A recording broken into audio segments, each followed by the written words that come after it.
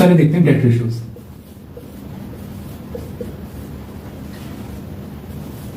पहले आता है total debt ratio.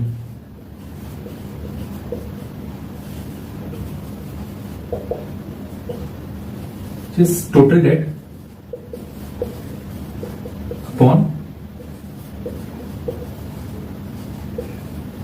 Total assets. अगर आपको कोई बोले कि किसी कंपनी के 1/4 टोटल डेट रेशियो है, मतलब 1/4 एसेट्स जो है वो डेट से आ रही है, बाकी 3/4 जो है वो इक्विटी से आ रही है।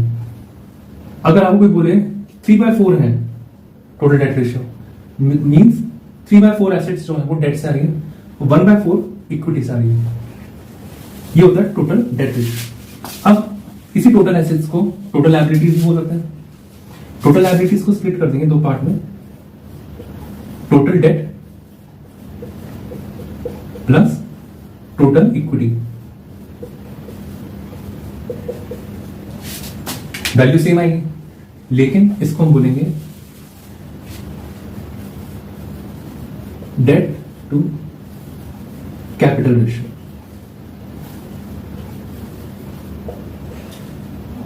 सेम चीज है।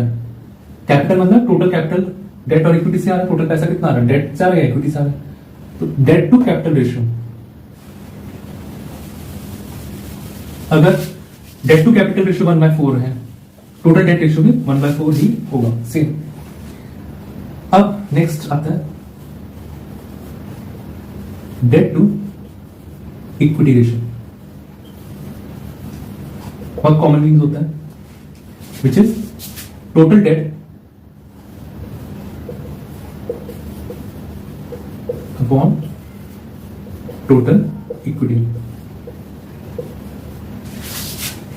Very easy to understand. Debt equity का रेशियो।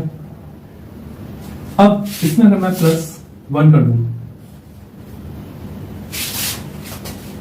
क्या बन जाएगा? Total debt plus equity upon equity. Debt plus equity क्या होता है? एसेट्स या लायबिलिटीज कह लो।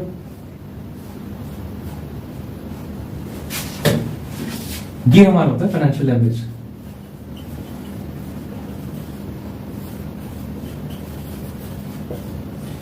फाइनेंशियल एवरेज है फाइनेंशियल एवरेज रेशियो। कितने इक्विटी लगाए हमें और कितना हमारे पास एसेट्स है।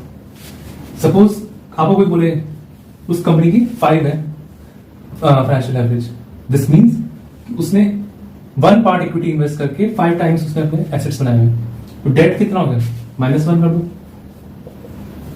डेट टू इक्विटी रेशियो हो गया। अगर आपसे कोई बोले कि भाई उस कंपनी की फाइनेंशियल एवरेज जो है 10.5 है, यानी उसने अपनी इक्विटी का 10.5 टाइम्स एसेट्स बना के रखे हैं, डेट टू इक्विटी रेशियो क्या होगा? बस -1 कर दो, 9.5 डेट टू इक्विटी रेशियो आ गया।